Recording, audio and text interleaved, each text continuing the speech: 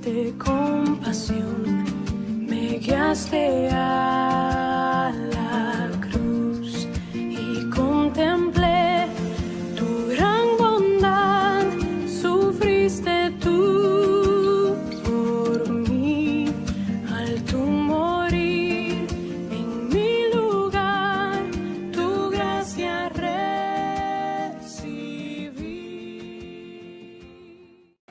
Continuamos con la exposición de Efesios capítulo 2, versículo 1 al 10. Vamos a compartir la palabra y después vamos a orar. Ya saben, hemos arrancado la semana pasada con esta serie de sermones, seguimos caminando por la epístola de Efesios. Habíamos puesto de título a esta serie de sermones, la obra salvadora de Dios que nunca debemos olvidar. Y nos encontramos en Efesios capítulo 2, versículo 1 al 10.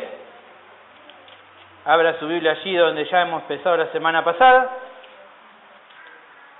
y donde hoy vamos a seguir. Dice Efesios 2, 1 al 10.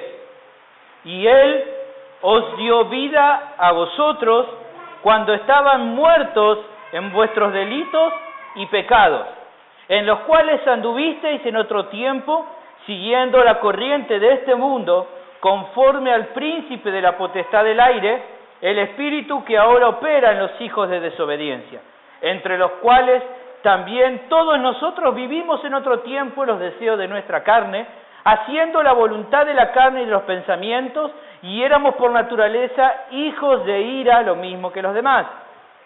Pero Dios, que es rico en misericordia, por su gran amor con que nos amó, aun estando nosotros muertos en pecados, nos dio vida juntamente con Cristo.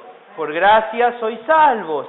Y juntamente con Él nos resucitó y asimismo nos hizo sentar en los lugares celestiales con Cristo Jesús, para mostrar en los siglos venideros las abundantes riquezas de su gracia en su bondad para con nosotros en Cristo Jesús. Porque por gracia sois salvos por medio de la fe, y esto no de vosotros, pues es don de Dios, no por obras para que nadie se gloríe, porque somos hechura suya, creados en Cristo Jesús para buenas obras, las cuales Dios preparó de antemano para que anduviésemos en ellas. Cierre por favor sus ojos y vamos a orar al Señor. Señor, te doy gracias por esta reunión preciosa que estamos teniendo. En tu nombre hemos reunido aquí y estamos, Señor, realmente contemplando tu gloria, Señor, por medio de las alabanzas, por medio de cantar la palabra, por medio, Señor, de orar, y ahora, Señor, a través de tu palabra, sé que vamos a realmente ver tu rostro, ver tu gloria, verlo, tu obra redentora para con nuestra vida, Señor. Te doy gracias por haberme permitido hoy tener el privilegio de, con los santos que tú has llamado y has escogido, poder tener ahora un tiempo y poder expresarle tu palabra, Señor. He procurado ser fiel al texto, Señor. Ahora que ellos puedan recibir este mensaje, Señor. Y realmente, como leí esta semana, Señor, no hay ninguna gloria en mí, porque el mensajero no se lleva la gloria. La gloria es para aquel que ha dado el mensaje, que eres tú, Señor, que es tu palabra, que pueda yo correrme, Señor, en medio de la exposición, para que los hermanos puedan verte a vos, Señor, en gloria y en poder. Dales claridad a mis hermanos para que puedan entender, para que puedan comprender esta palabra que voy a compartir con ellos, Señor. Dame, Señor, capacidad, porque no tengo ninguna fuera de vos, Señor. Fuera de vos estoy perdido. No podría, balbucearía, Señor. Sería, Señor, torpe en hablar como Jeremías, como Ezequiel, Señor, pero, Señor, confío en tu gracia. Confío, Señor, en que me vas a ayudar. Descanso y confío y pongo mi fe en vos, Señor, para que me ayudes. Háblanos por medio de tu palabra y que cada uno pueda llevarse lo que vos tenés preparado. Te doy muchas gracias, Señor. Amén.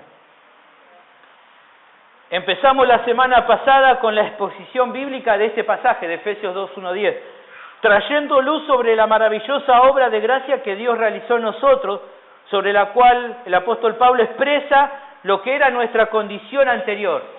la obra redentora del Señor y las obras evidentes de nuestra nueva naturaleza en Cristo. ¿Se acuerdan que eso fue lo que definimos como los tres conceptos que nos dan este texto? Por un lado, nuestra condición anterior, lejos del Señor. Como segundo etapa, vamos a ver más adelante la obra redentora de Cristo, la obra de salvación. Y por último, a lo último de esta serie de sermones, vamos a ver los frutos, la obra evidente, los frutos evidentes de esta nueva naturaleza. Para decirlo más fácil, lo que éramos, lo que somos y lo que deberíamos hacer a partir de lo que somos. Y esta obra majestuosa la hemos definido como volvemos a anunciar a continuación. La misma definición, la misma idea que les traje la semana pasada, vuelvo hoy a repetirla, que es la obra de gracia de Dios nos ha salvado, haciendo que ahora seamos la iglesia de Cristo. Y retomando la exposición de la semana pasada, la pregunta que nos hacemos es ¿qué más podemos decir con respecto a nuestra condición sin Dios? La semana pasada, ¿se acuerdan que empezamos a lo que éramos sin Dios? Y se acuerdan que vimos dos conceptos al respecto. Hoy vamos a ver otros tres más para concluir con esta sección. Y antes de entrarnos en las características distintivas de nuestra vida sin Dios, quiero que veamos que hay una utilización de pronombres llamativa en la utilización. Fíjense, no sé si alguno de ustedes notó que Pablo, que es muy ordenado, inspirado por el Espíritu Santo, ¿no? Y él siempre es muy ordenado al escribir, tiene un sentido cada cosa que expresa. Pero hay algo que llama la atención, y no sé si usted le ha llamado la atención, si alguno de ustedes ha leído esto, el encontrar que él va cambiando los pronombres personales que utiliza. Por momentos él habla de ustedes, de vosotros, que ustedes estaban, que ustedes eran, y por momentos, en el mismo relato que él está haciendo, habla de nosotros. Nosotros estábamos, nosotros éramos, y después luego vuelta a retomar, y estaban, y entonces va cambiando el ustedes o el vosotros, ¿no? Como tenemos en el idioma castellano, por el nosotros. Todo el tiempo va cambiando, vosotros, nosotros, vosotros, nosotros. Entonces, la pregunta que me podría hacer es, ¿a qué se debe este cambio? ¿Por qué no utilizar siempre nosotros o ustedes o vosotros? ¿Por qué va cambiando? Y tengo la convicción de que se debe por un lado a que la condición en la cual se encuentra el apóstol, que la condición en la cual se encuentra el hombre perdido sin Dios es una condición universal de todo ser humano, y por ello el apóstol se incluye en reiteradas ocasiones utilizando el nosotros. O sea, como la situación y la realidad de esta condición natural del hombre es una condición universal que afecta a todo hombre, a toda mujer, en todo el tiempo, en todo lugar y en cualquiera de las edades, es entonces que él utiliza la idea de decir, no es simplemente a ustedes, Efesios, sino también a mí. Tanto ustedes como yo estábamos muertos en nuestro delito, tanto ustedes como yo andábamos de acuerdo, tanto ustedes como yo. ¿Por qué utiliza el vosotros y el nosotros? Para dar una idea de que estamos todos en la misma condición, de que todo ser humano está ante la misma condición delante de Dios. Es por eso que él utiliza. Él está diciendo, yo no estoy afuera de esto. No es que ustedes, Efesios, no es que ustedes, hermanos, son los que estaban. Yo también estaba así. Es como cuando él después en otro lugar dice, Cristo Jesús vino a salvar a los pecadores, de los cuales soy el primero. No es porque sea apóstol yo era mejor que ustedes, no. Era el primero, y en otras versiones dice el peor. Con respecto entonces a nuestra condición natural y a la problemática del pecado en nuestra vida, como bien explica el pastor Charles Leiter, si alguno ha leído Justificación y Regeneración, ha escuchado esta frase: el pecado es el supremo y único problema de la humanidad. Pero es tan universal que él dice, es mi supremo y único problema, y es tu supremo y único problema. Es el problema de todos. Es el problema que afecta a cada uno.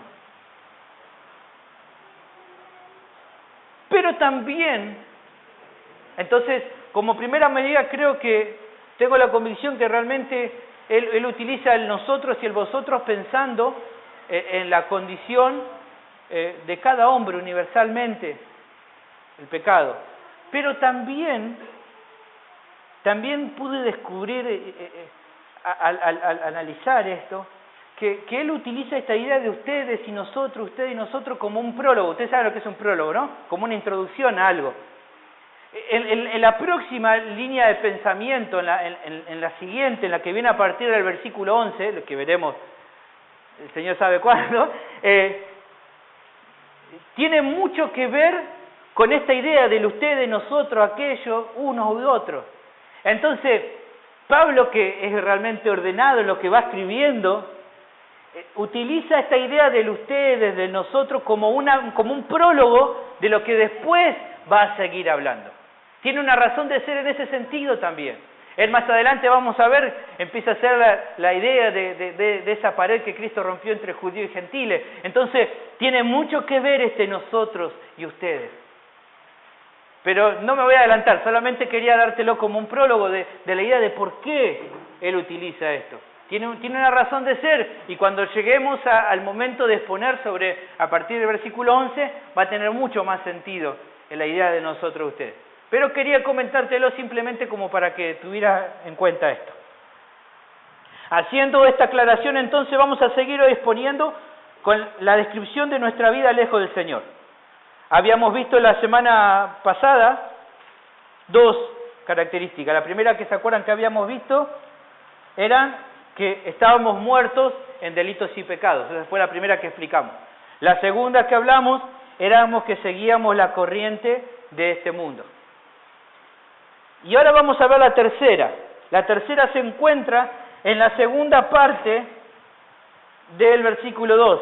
Dice la palabra del Señor: el espíritu que ahora opera en los hijos de desobediencia. Entonces, el primer punto de los que hoy vamos a ver es que éramos hijos de desobediencia. Al terminar el sermón pasado vimos que el príncipe de este mundo, Satanás, el diablo y su hueste de maldad, son influencia y trabajan sobre la humanidad para guiarlos lejos de su Creador, no oyendo sus preceptos ni su mandamiento. Por tanto, este espíritu, o también podríamos llamar este poder o influencia, trabaja en los seres humanos para que desobedezcan la voluntad de aquel que los creó para su gloria. Pablo termina definiendo esta triste condición llamándoles hijos de desobediencia. O sea, lo que te estoy diciendo acá es, por medio de la operación que hace el diablo sobre las personas, hace que las personas se transformen en hijos de desobediencia. ¿Y qué significa esto, hijos de desobediencia? Bueno, este es un término semítico, o sea, un término hebreo, un término judío. Los judíos utilizaban este tipo de término, hijo de desobediencia, que describe a una persona que se caracteriza por ser rebelde y contumaz. Es lo que nosotros en este tiempo llamaríamos a un niño malcriado, o mañero, o un niño rebelde, un niño mañoso, mañero. Esa es la misma idea que utilizarían. Bueno, ellos utilizaban hijo de desobediencia.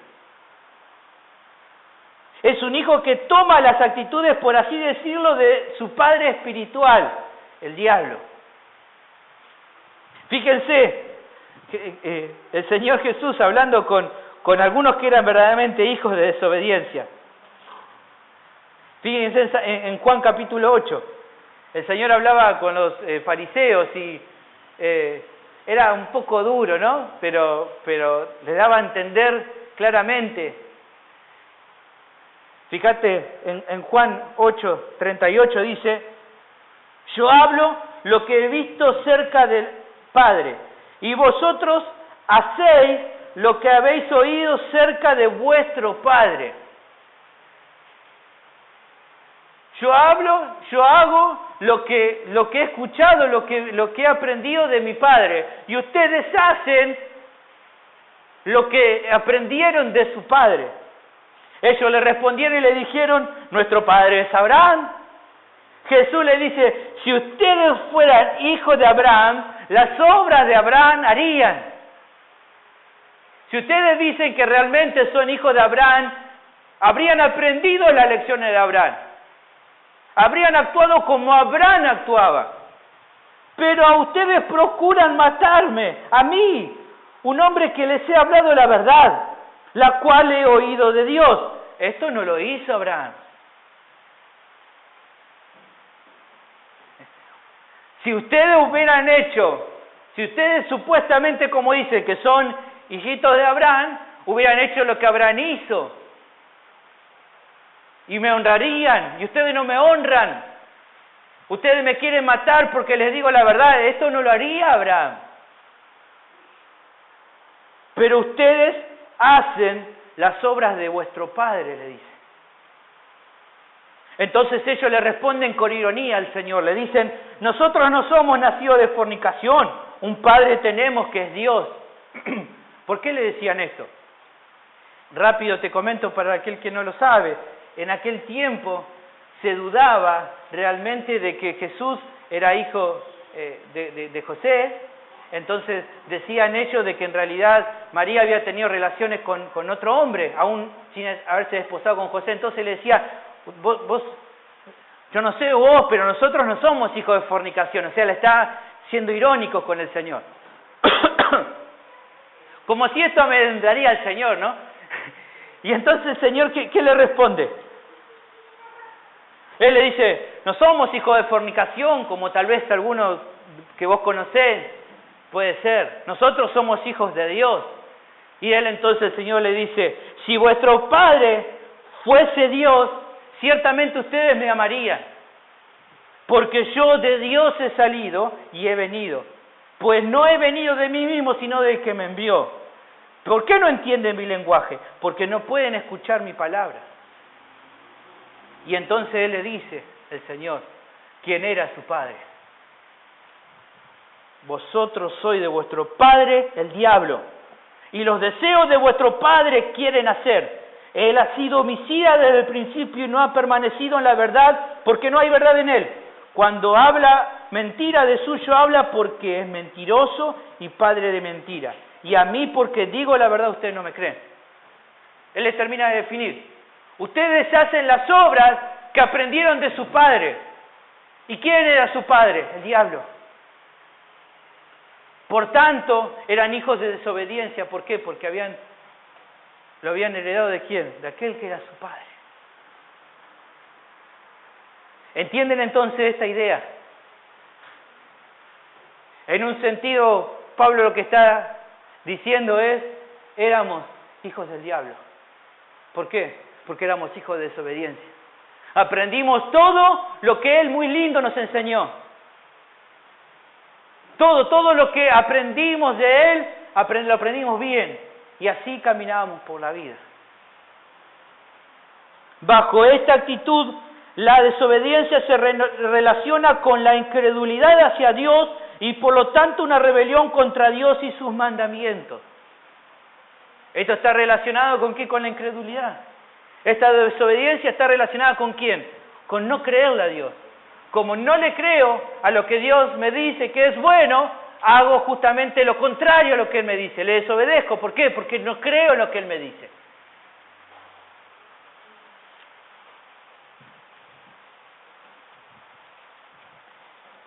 Y Hebreos capítulo 4, versículo 6 habla un poco sobre la relación entre desobediencia e incredulidad.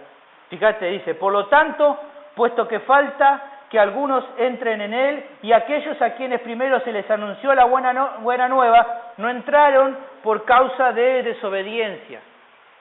¿Ves? ¿Por qué desobedecieron? Porque no creyeron. Es como nos pasa cuando éramos pequeños, nuestro papá, nuestra mamá decía, hijito, no toques el ventilador porque te va a cortar los dedos. Hijo, no toques el enchufe porque te vas a quedar pegado. ¿Y cuántos de nosotros, tal vez los más terriblones, no creímos lo que papá y mamá nos dijo y lo que hicimos fue meter la mano en el enchufecito y cuando nos tocamos dijimos, papá tenía razón? ¿No? Y entonces recordamos la palabra del Señor que dijo, bienaventurados los que no vieron y creyeron, porque Realmente parece que teníamos que probar para darnos cuenta de que tenía razón. Así éramos, lejos del Señor. Se nos decía, mirá, y nosotros no, hacíamos lo que queríamos. Hijos de desobediencia. Y en otras palabras, al pensar en hijos de desobediencia, pienso en este tiempo en aquellos niños con actitudes rebeldes y caprichosas, lo cual hace y trae dolor y tristeza para sus padres. Un hijo caprichoso, un hijo rebelde, un hijo mañero, trae dolor para los padres. Y niños que están acá, justo tengo varios niños para decirles, al ser rebelde a su papá, no hacerle caso, le trae dolor a sus padres. La palabra de Dios dice así. El dolor por no obedecerlos. Y el dolor también porque ellos tienen que luego disciplinarlos, castigarlos. A veces, cuando éramos niños, pensábamos, vos me castigás porque sos malo, y no nos damos cuenta de que el primero que se dolía cuando tenía que castigarlo era nuestro padre, nuestra madre. A ningún padre le gusta castigar a los hijos, pero tiene que hacerlo por su bien. Pero causa dolor. Un hijo desobediente causa dolor al padre y a la madre. Usted va a ver ahí en Proverbios habla al respecto.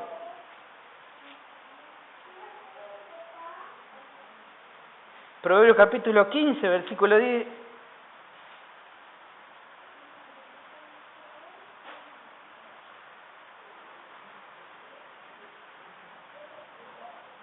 Fíjense la actitud de este hijo, Proverbios 15, 5. El necio menosprecia el consejo de su padre, mas el que guarda la corrección vendrá a ser prudente. Fíjense, ¿cómo llama esta palabra a aquel hijo que no escucha el consejo de su padre? Necio. Un hijo que no escucha. Niñitos, dice esto, la palabra del Señor. No escuchar los consejitos de papá y de mamá los hace necios. No sean necios. Escuchen el consejo de papá y de mamá. Sean prudentes. Sepan que ellos saben lo que es mejor para ustedes. ¿Está bien, chicos? Hijitos más grandes, escuchen también el consejo de sus papás. No sean necios. Aquel que no escucha el consejo de su padre es necio. Es realmente necio. Y fíjense lo que dice Proverbios 17, 25. La actitud, lo que hace un hijo necio hacia su padre. El hijo necio es pesadumbre de su padre. Y amargura a la que lo dio a luz, a la madre. ¿Ven? El hijo que es necio, que es terco, que es obstinado, que no le hace caso a papá y a mamá, le causa dolor, le causa pesar, amargura para sus padres. Le causa tristeza.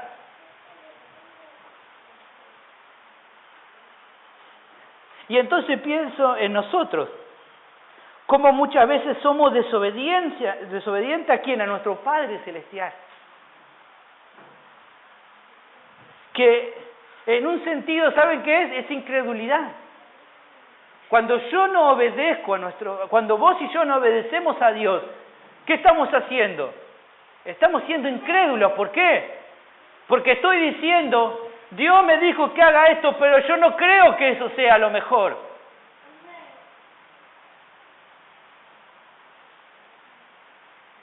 Entonces estás siendo incrédulo. No estás creyendo. Dios te dice, mirá, hijo, lo mejor para tu vida es esto. Y digo, bueno, está bien lo que me dijiste. Respeto tu opinión, Señor, pero yo creo de que lo mejor es que yo siga este rumbo. ¿Qué estoy haciendo? No estoy creyendo que lo mejor es lo que Él me dice. Esto, obviamente, trae disciplina y corrección a nuestra vida. Porque nuestro papá, que nos ama, nos va a corregir. Él nos va a hablar por las buenas. Él nos va a enseñar por las buenas. Pero si no entiendo por las buenas, muchas veces me la va a tener que hacer entender por las malas. ¿Por qué? ¿Porque es un Dios malo? ¿Porque es un Dios que no me quiere? No, porque me ama, me corrige.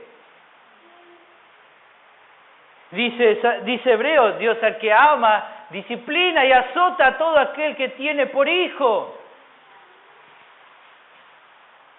Solo un padre comprende el dolor que le causa disciplinar a un hijo, pero entiende la necesidad de que el hijo pueda cambiar el rumbo equivocado que está tomando. También el Señor no es feliz ni se alegra al castigar al hombre. Él quiere que se vuelva de sus pecados. El libro de Ezequiel, él dice, yo no quiero la muerte del hombre, no quiero destruirlo. Todo lo que hago es para que él se arrepienta, para que él se vuelva de sus malos caminos. Ese es el deseo de Dios.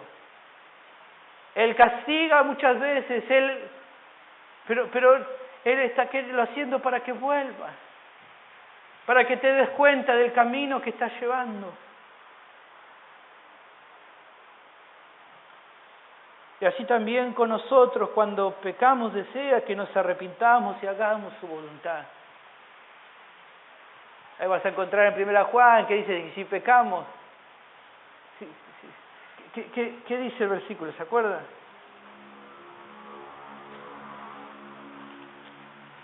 Primera de Juan 1:9. Si confesamos nuestros pecados, Él es fiel y justo para perdonar nuestros pecados y limpiarnos de toda la maldad. O sea que, ¿cuál es su deseo? Que podamos arrepentirnos de nuestros pecados, que podamos confesar nuestros pecados, que podamos torcer el rumbo y hacer su voluntad. Y esto es una lección entonces para vos y para mí. Ya no somos esos hijos de desobediencia, Él cambió nuestra vida, pero siempre tengamos en cuenta de que muchas veces somos incrédulos y le desobedecemos. Pero qué bueno que podamos arrepentirnos. Y Él es fiel y justo para perdonar nuestros pecados y limpiarnos de toda maldad. Qué bueno que es el Señor. Sigamos adelante. La segunda característica de la que vamos a ver hoy. Volvemos a nuestra exposición en Efesios. Fíjate, dice ahora, versículo 3, entre los cuales también, fíjense ahora también Pablo nombrándose al mismo, entre los cuales también todos nosotros vivimos en otro tiempo en los deseos de nuestra carne, haciendo la voluntad de la carne y de los pensamientos. Y acá tenemos otro punto más. Vivíamos en los deseos de nuestra carne, haciendo su voluntad, o sea, la voluntad de la carne. Este es el siguiente punto de lo que éramos antes. Vivíamos en los deseos de nuestra carne, haciendo su voluntad. Y este concepto aclara una idea o una realidad que libra de la excusa de que pecamos simplemente porque el diablo tienta y nos hace pecar. Nosotros siempre pensamos, bueno, cuando pecamos es porque en realidad ese diablo inmundo, maligno, me obligó, me puso un arma en la cabeza y me dijo, pecá. A veces no somos así tan crudos para decirlo, pero muchas veces siempre la causa de nuestros pecados, hemos visto que el diablo tiene su responsabilidad en todo esto del pecado, pero a veces utilizamos simplemente esa idea como un concepto de decir, bueno, en realidad peco porque, bueno, este diablo que me tienta y yo que le hice caso. Pero acá vemos que no. ¿Qué dice acá? Nosotros andábamos en otro tiempo en los deseos de nuestra carne. Acá ya no estaba Satanás por medio. Éramos nosotros los que vivíamos de acuerdo a nuestros deseos. Dice el pastor Roger, amigo, te tengo noticias. Si el diablo se evapora, usted seguirá pecando.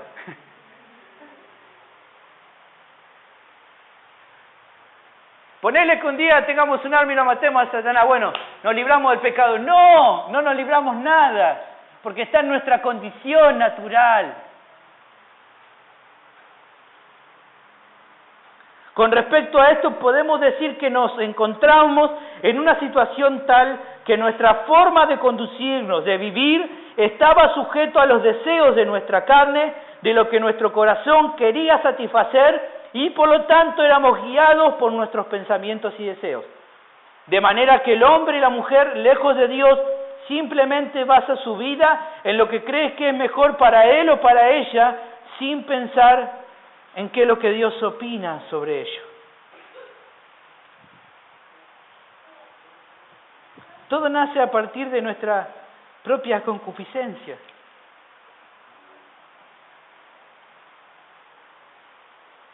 El diablo nos tienta, sí, muchas veces, pero nos ofrece simplemente el deseo que nuestro corazón tenía.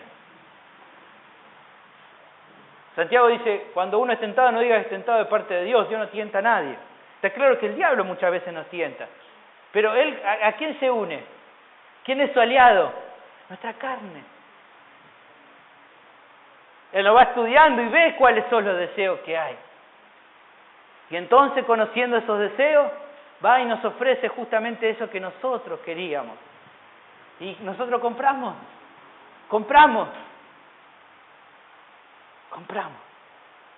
Por eso, Satanás es realmente alguien que está buscando destruirnos, pero somos nosotros mismos el problema. La condición está en nosotros. Explica Hendrickson al respecto, en cuanto a deseos, en el caso presente no puede ser otra cosa que los anhelos injustos que pertenecen a y son engendrados por la carne. La carne o la naturaleza depravada humana engendra consecuentemente malos deseos. Estos, a su vez, para conseguir sus objetivos, conducen a todo tipo de razonamientos hostiles, a planes egoístas e inmorales y a reflexiones que finalmente concluyen en obras malvadas.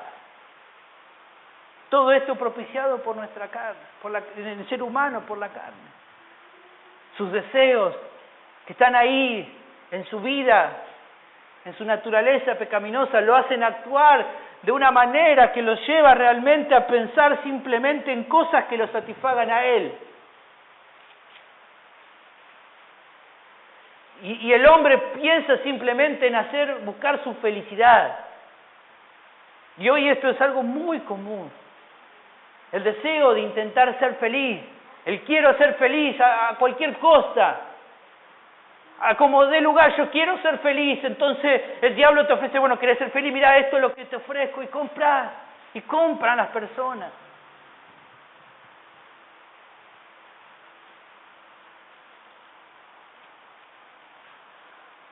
Esta es la realidad de cómo vivíamos. Fíjense cómo dice Santiago, con tanta claridad, Santiago capítulo 4, versículo 1. ¿De dónde vienen las guerras y los pleitos entre ustedes? ¿De dónde ocurre todas esas peleas y discusiones que hay? ¿No es de vuestras pasiones las cuales combaten en vuestros miembros?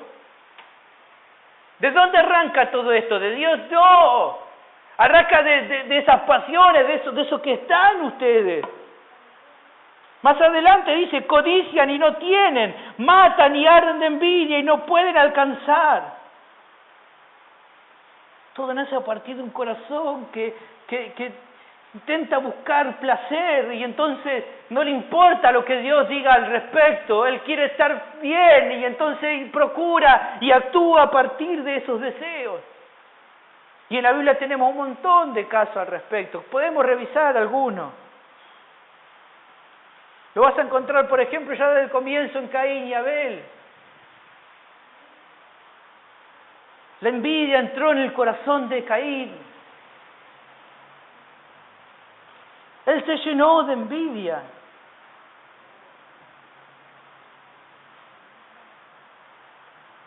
Y Dios le dice a Caín, si bien hicieres, no serás enaltecido, y si no hicieres bien, el pecado está a la puerta.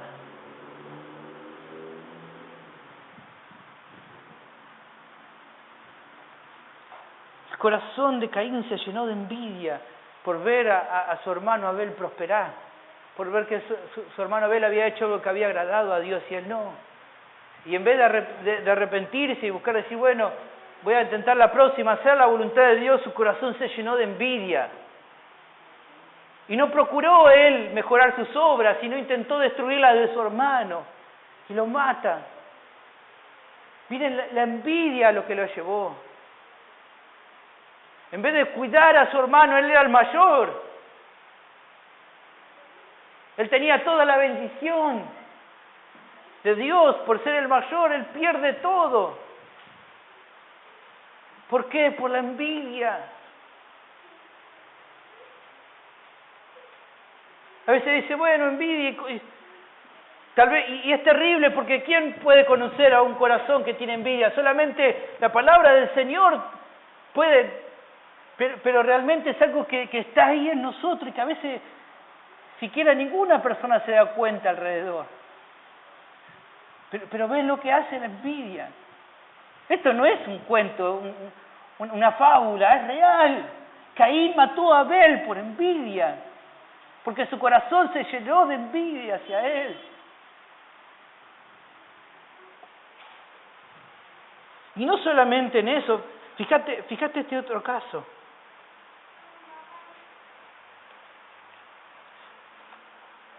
En segunda de Samuel, capítulo 13, tenés la historia de Amnón y de Tamar, dos hermanos, hijos de David.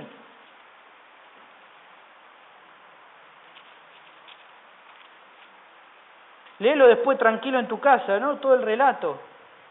Segunda de Samuel, capítulo 13.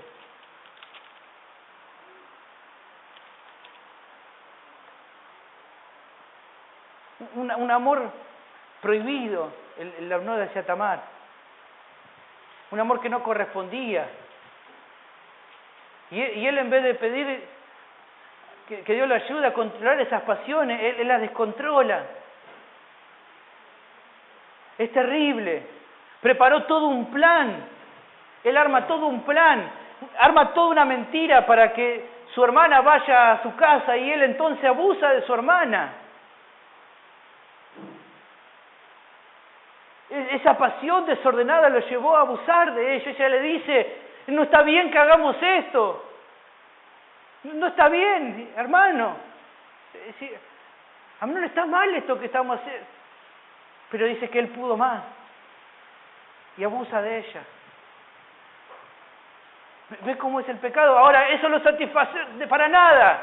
Después que dice que tiene relaciones con ella, la aborrece. No la puede ni ver. ¿Ven cómo es la mentira del pecado? Él pensaba que era lo más fabuloso, que ese amor prohibido, la verdad que podía realmente llenarle la vida y cuando tiene lo que quiere se da cuenta que no era lo que quería. Pero ya para ese momento ya el mal está hecho. El mal está hecho. ¿Ven? ¿Dónde empezó eso? ¿En el abuso de su hermana? No. ¿Dónde empezó? ¿En la mentira? ¿En lo que él preparó? No. ¿Dónde empezó todo? En su corazón. Lo que su corazón deseó, que estaba mal, él no le importó.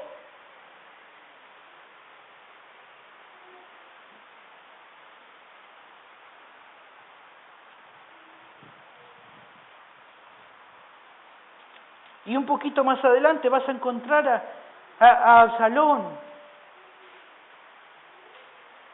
un hijo desagradecido hacia su padre, queriendo usurpar su lugar, no atendiendo el amor del padre que tendría que haberlo matado y no lo mata y simplemente lo destierra y aún así él se llena de ira hacia su padre, queriendo ocupar su lugar y es traicionero.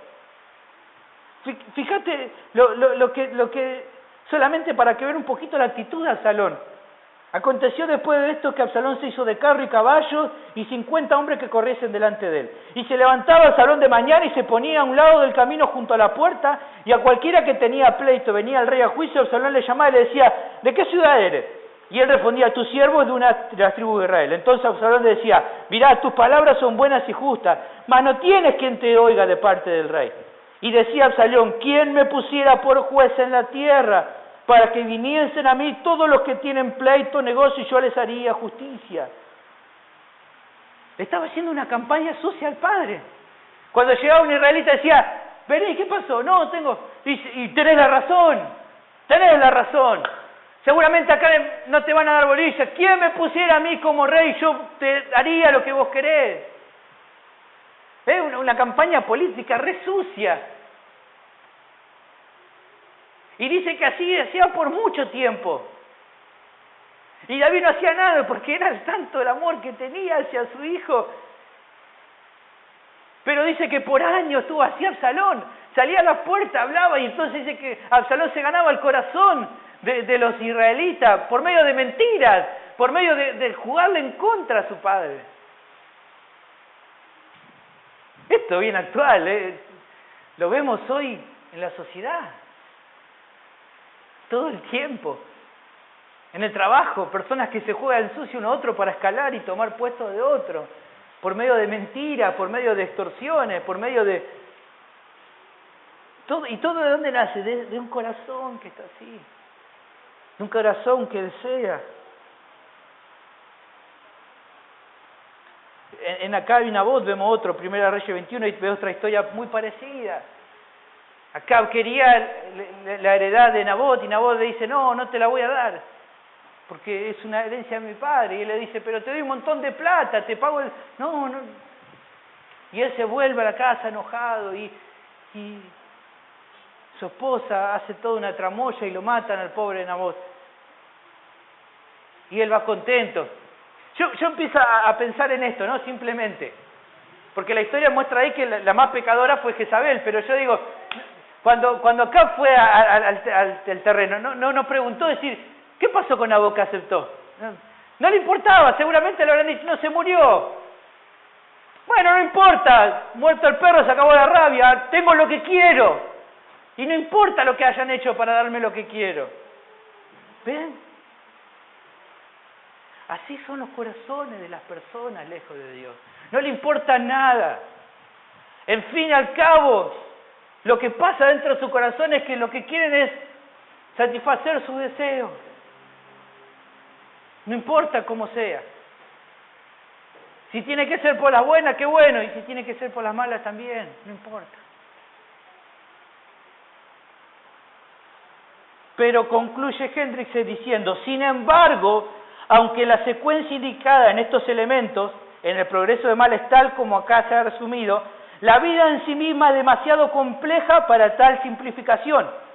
Existe una constante interacción. Este es un asunto que demanda atención, puesto que muestra lo terrible que es la condición perdida del hombre.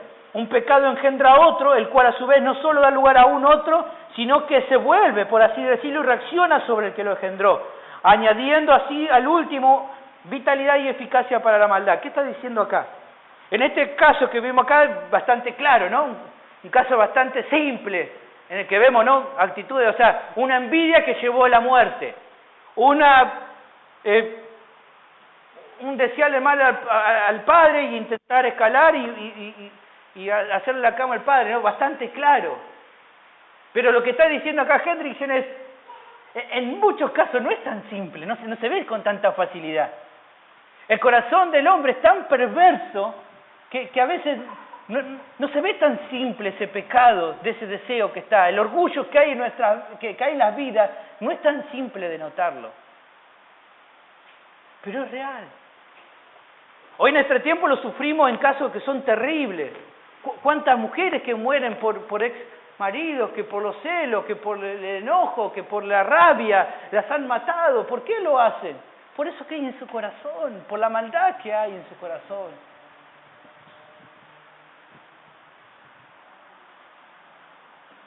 Pero esta situación es cotidiana para cada uno de nosotros, porque es un patrón normal de la persona. Pero creo también que es una advertencia para nosotros, que aunque ya entendemos que ahora tenemos una nueva naturaleza, ya no vivimos de acuerdo a los deseos de nuestra carne, porque ahora somos una nueva criatura, aún así no nos olvidamos, o no deberíamos olvidarnos, que aún convive en nuestra vida la carne, que intentará llevarnos a las mismas actitudes que teníamos antes de conocer a Cristo. Y lo más preocupante es que muchas veces le restamos importancia a esta realidad, dándole poco valor al peligro que tenemos frente a nosotros, creyendo que podemos controlar las obras de la carne que batallan en nuestra vida. A veces realmente no le damos, creemos de que podemos controlar esos deseos pecaminosos. Somos nuevas criaturas, amén, sí, somos nuevas criaturas, pero aún así la carne está. Y el peor error que podemos cometer es darle poco valor o poca importancia. Creer de que no pasa nada, de que voy a poder controlar mi orgullo, mis pecados, mi carne, la voy a poder controlar. Nos convertimos en Sansón, que jugaba con el pecado, que jugaba con eso que Dios le había dado, y él creía de que podía pilotearla, jugando con el pecado, dándole vueltitas. Pero el problema, ¿sabe cuál fue de Sansón? Que en un momento estaba atacado y él no se había dado cuenta. Dios ya lo había dejado y él ni se había enterado.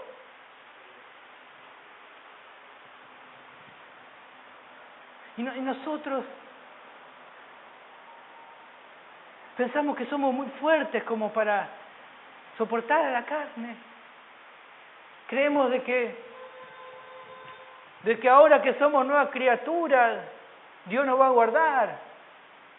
Y nos damos cuenta de que en nuestra santidad hay una cooperación de nuestra parte. No estamos librados a la gracia de Dios. Y bueno, si pequé fue porque entonces Dios quiso que así. No. Somos responsables de cuidarnos, de cuidar nuestra santidad. Fíjate, en Gálatas lo que dice Pablo, digo pues, anden en el Espíritu y no satisfagan los deseos de la carne, porque el deseo de la carne es contra el Espíritu, y el del Espíritu es contra la carne, y estos batallan entre sí. Y acá está hablando a Gálatas, o sea, está hablando a hermanos, no está hablando en converso. A una iglesia le está hablando, le están diciendo, no satisfagan los deseos de la carne, no permitan que los deseos de la carne los controlen, batallen, hagan morir el pecado, porque los va a destruir, porque la carne los va a manipular para intentar volver a la condición que estaban antes. Sea quien sea, no juegues con los deseos de la carne porque te va a destruir.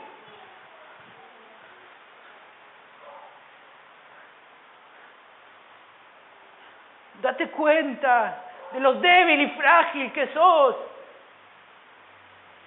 Lo hablábamos la semana pasada, David decía, soy frágil.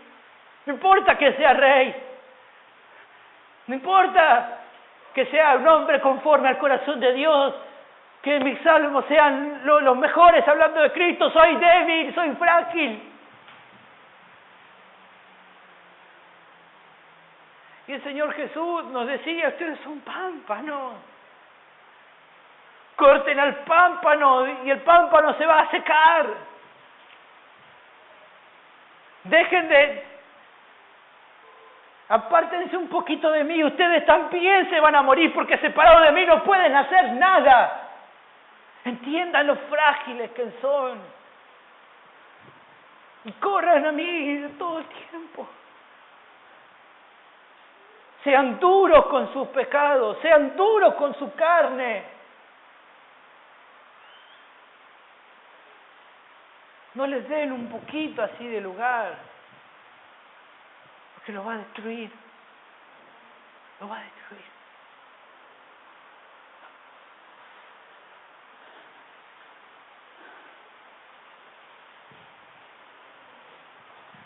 El último punto de lo que éramos antes de conocer a Dios, dice nuestro texto, y éramos por naturaleza hijos de ira, lo mismo que los demás. La última denominación que el apóstol da a los seres humanos es que son también no solamente hijos de desobediencia, sino hijos de ira. ¿Qué significa? hijos de ira. Este es otro término hebraico que significa sujetos de la estable ira de Dios ahora y por el tiempo venidero. Hijos de ira son personas que están sometidos a una ira de Dios que no es algo temporal, sino para siempre.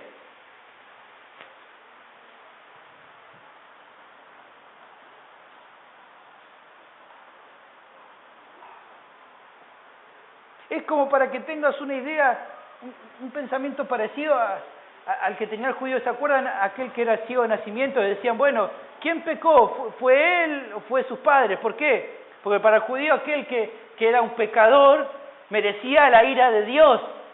Entonces intentaba, aquellos que le hablaban a Jesús decía, bueno, la ira de Dios que vino sobre este hombre, ¿fue por algo que él hizo o por algo que hizo sus padres? ¿Ves? Este es el concepto de judío, de hijo de ira, aquel que es sometido, que está sometido a una ira de parte de Dios. Dios está enojado con él. Y Pablo, con ese pensamiento en mente, dice, por naturaleza éramos hijos de ira. La ira de Dios cayó sobre cada uno de nosotros, estaba sobre cada uno de nosotros. Y no es simplemente un enojo de Dios pasajero, sino que aunque Él muestra cierta gracia común que hoy al hombre le permite todavía seguir viviendo, prepara un castigo justo y terrible hacia Él, que finalizará en un día anular completamente su gracia, misericordia hacia sus vidas. Hoy venía escuchando a la BBN que hablaba sobre esto. ¿El infierno qué es? Es el corte de la gracia definitiva de Dios sobre las personas. Hoy su gracia sostiene a los hombres. Hoy no están todos muertos los hombres lejos de Dios. ¿Por qué? Por su gracia todavía común que hace que puedan respirar, que hace que puedan vivir, que hace que puedan caminar. Pero su ira se está acumulando un día para castigar y mandarlos al infierno. Y ahí su gracia se acabará hacia cada hombre, porque Dios va a pagar a cada uno conforme a sus obras. Y esta es una realidad. Cuando Pablo empieza a hablar en el libro de Romanos de la condición del hombre sin Dios, él es concluyente y dice, mas sabemos que el juicio de Dios contra los que practican tales cosas según verdad. Y piensas esto, oh hombre, tú que juzgas lo que hacen tal y haces lo mismo, que vas a escapar del juicio de Dios. O menosprecias la riqueza de su benignidad, paciencia y longanimidad, ignorando que su benignidad te guía al arrepentimiento. Pero por tu dureza y por tu corazón no arrepentido, atesoras para ti mismo ira para el día de la ira y de la revelación del justo juicio de Dios, el cual pagará a cada uno conforme a sus obras.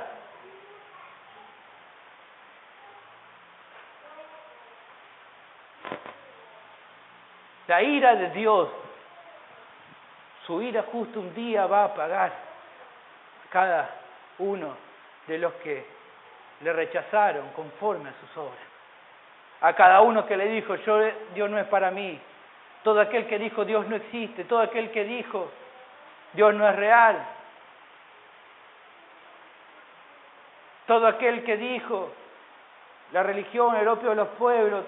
Todo aquel que cree que Dios es un ser simplemente que alguien inventó, un día se van a ver ante ese su juez y van a recibir conforme a sus obras. Creo que de todas las verdades bíblicas de la condición humana que el apóstol ha enumerado hasta acá y que los seres humanos eluden, esta es la más terrible de todas. El hombre no quiere pensar en un Dios que va a juzgarlo. El hombre no quiere pensar que es hijo de ira, de que la ira de Dios va a caer sobre él. ¿Cómo va a ser si es un Dios de amor? Dicen muchos. ¿Cómo va a castigar si supuestamente es un Dios buenito? No quieren pensar en la ira de Dios. Los seres humanos se niegan a creer de que Él un día te va a juzgar. Un día vos y yo vamos a tener que comparecer. Todos vamos a tener que comparecer ante este juez. Y los que no hayan creído en Cristo para salvación y los que no se hayan arrepentido realmente de sus pecados van a ir al infierno. Y esta es una realidad. Le guste a quien le guste y le pese a quien le pese, es una realidad. Es la verdad que tal vez al comunicarla es la que más ofende a las personas, pero que nosotros que hemos sido iluminados a esta realidad deberíamos pregonar, nunca olvidar al predicar el Evangelio de Cristo. Y hoy encontramos mucho de esto. Se predica supuestamente el Evangelio, no se habla del infierno, no se habla de la ira de Dios. No, porque si no se van a ofender, no me van a querer. Me van a apedrear, me van a matar en el tren, dice Isaías, si le hablo de la ira de Dios.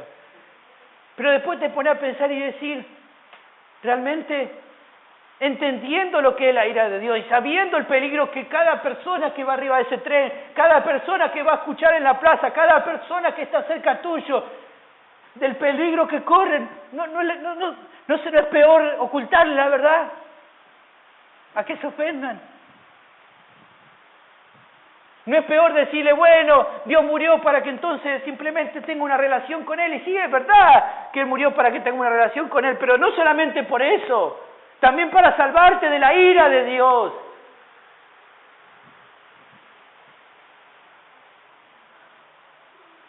Hoy, lamentablemente, hay muchos que intentan predicar el Evangelio, se nota que intentan esquivar. Es como que empiezan a hablar del Evangelio, sobre que Dios no hizo para su gloria, y la condición del pecado que nos separa de Dios, y hablamos del abismo que nos separa, y de ahí saltamos a, bueno, y Cristo hizo la obra para que entonces hagamos el puentecito, y el infierno, y la ira de Dios, y su justicia. No, porque si digo eso me van a matar, no me van a querer escuchar.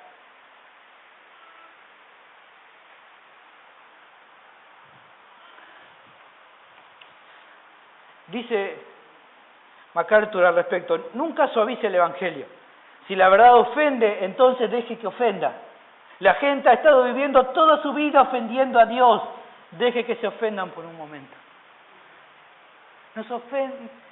No importa que se ofendan, decirle la verdad.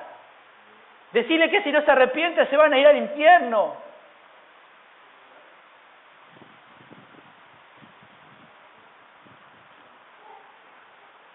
Que podamos decir la verdad. Tal vez suene duro esto, pero es la verdad. Tal vez alguno acá hoy no está todavía seguro si realmente conoce a Cristo. Estás en peligro, amigo, amiga. Volvete a Dios en arrepentimiento. Pedile que te perdone. Porque si no te vas a ir al infierno. No te puedo decir, no, mira, tal vez venía a la iglesia y no. Arrepentite y cree en el Evangelio. Corre a Él. Si realmente no ves que en tu vida haya frutos reales de una conversión genuina, corre a Él. No te vayas. Si hoy ves que tal vez no hay fruto evidente de una verdadera obra redentora de Cristo en tu vida, corre a Él.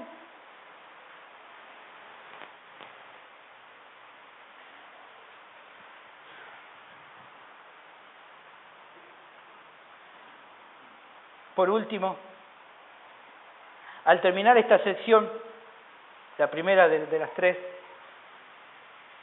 no quiero dejar pasar por alto una expresión que el apóstol tiene en mente. Fíjate cómo termina esta sección. ¿Qué es lo último que te dije? Éramos por naturaleza hijos de ira. ¿Y qué dice al final? Lo mismo que los demás. Igual que el resto. Igual que cualquier hijo de vecino. Igual que cualquier otro. Y esto me llama realmente la atención. Lo mismo que los demás. No es que nosotros éramos algo superiores o más bonitos que el resto. Éramos igual que los demás. Y me parece importante tenerlo en claro para lo que vamos a empezar a ver a partir del otro domingo. Y para que hoy terminemos adorando al Señor, ya que lo mismo que los demás, estábamos muertos en delito y pecado. Y lo mismo que los demás, seguíamos la corriente de este mundo. Y lo mismo que los demás, éramos hijos de desobediencia. Y lo mismo que los demás, vivíamos en los deseos de nuestra carne. Y lo mismo que los demás, éramos hijos de ira. Pero adoremos a Dios porque aún siendo lo mismo que los demás, Él nos salvó. Lo mismo que los demás éramos, pero Él nos salvó. No había algo más bueno en nosotros. Éramos lo mismo que los demás, pero en su gracia Él nos salvó.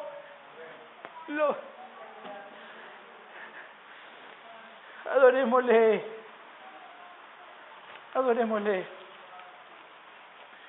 En esta tarde vamos a adorarle.